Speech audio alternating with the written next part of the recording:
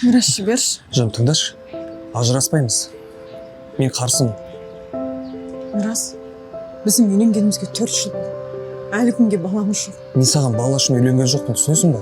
Бірақ біздің ата-анамызға немере керек, соны неге түсінбейсің? Ата-анамызға бірінші кезекте екеуміздің бақытты болғанымыз керек, болды.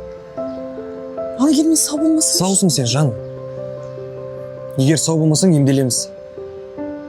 Туысқандарға не деп айтамыз? Сен сол шынымен қызықтыра ма? Бәрібір маған не десе о десін. Сөздер қызықтырмайды ма? Мирас. Жаным, тыңдашы, мен сені шынымен жақсы көріп үйлендім.